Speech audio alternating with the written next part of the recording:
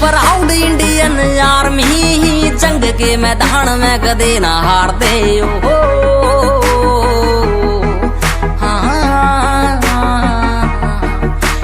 Feeling proud Indian army, जंग के मैदान में कदे ना हारते। साले पीठ पाछे वार कायरा का काम से हम गोली सीधी माथे के बचाले मारते। टेक टाइम काढ़वे में यार को न्याकल दे